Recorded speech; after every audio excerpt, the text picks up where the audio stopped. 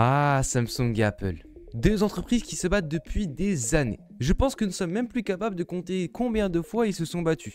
Eh bien salut tout le monde, c'est Steak, j'espère que vous allez tous très bien. Et aujourd'hui, on se retrouve pour une toute nouvelle vidéo débat avec moi-même. Hello.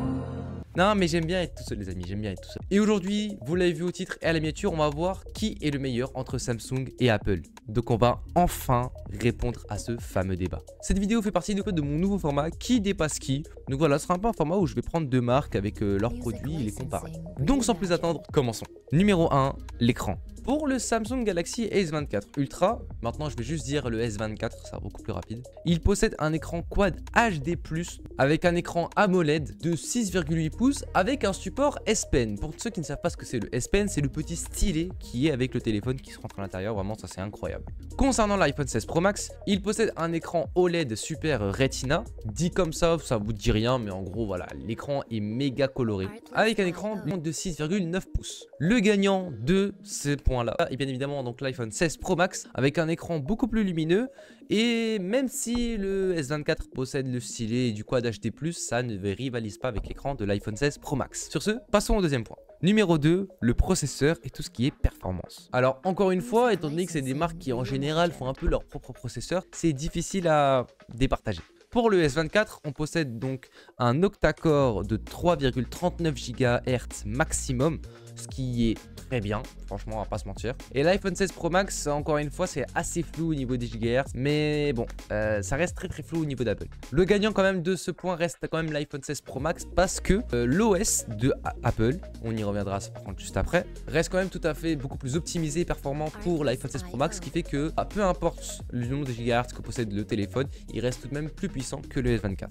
Numéro 3, l'appareil photo. Alors le Samsung Galaxy S24 lui a une caméra de 200 mégapixels pour la caméra arrière et un zoom jusqu'à x100. Je pense que vous avez souvent vu des vidéos, un zoom c'est colossal.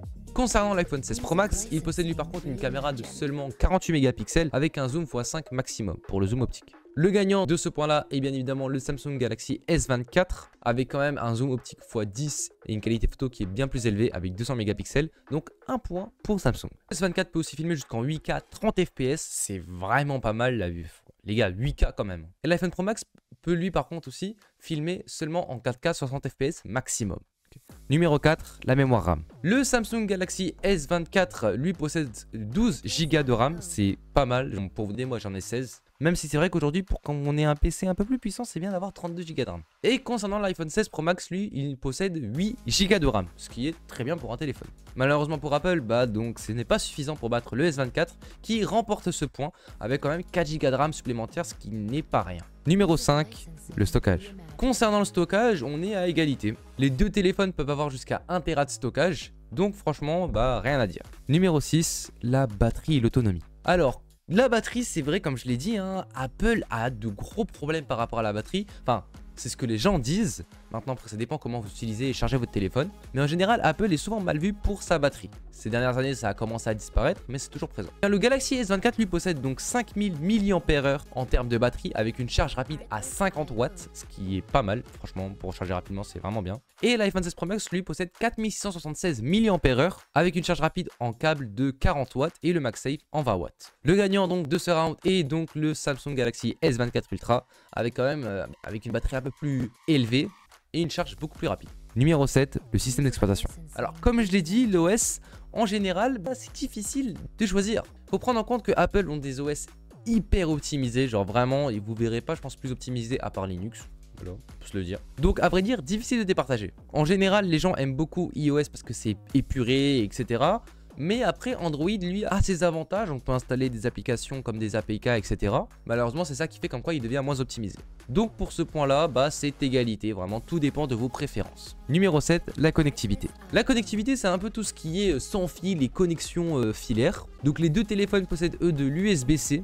Donc pour le Galaxy S24, il possède un Wi-Fi 7 avec un Bluetooth en 5.3. Et l'iPhone 16 Pro Max lui possède un Wi-Fi 6 et un Bluetooth 5.3. Malheureusement, cette légère différence va faire que le S24 gagne cette manche. Simplement parce que le Wi-Fi 7 est un Wi-Fi très récent, ce qui fait qu'il pourra durer un peu plus dans le temps par rapport à l'iPhone 16 Pro Max en termes de Wi-Fi. Il restera compatible avec tout ce qui est Wi-Fi, peut-être quelques années supplémentaires par rapport à l'iPhone 16. Donc un point pour Samsung. Numéro 8, design et matériaux. Alors, je ne l'avais pas mis dans le point de la dernière vidéo qui dépassera qui, Mais je trouvais que c'était intéressant de le mettre parce que c'est deux téléphones, c'est des matériaux assez distincts. En l'occurrence, le Samsung Galaxy S24 Ultra possède du titanium et du Gorilla Glass, mais l'iPhone 16 Pro Max lui possède du titane. Donc le gagnant reste donc l'iPhone 16 Pro Max qui gagne parce que voilà, le titane est beaucoup plus résistant et beaucoup plus léger. Numéro 9 et le dernier point, le prix. Alors le prix, par rapport à la dernière fois, c'est pas du tout serré. Les deux téléphones se vendent avec un stockage de base de 256 Go et les deux se vendent à 1469 €.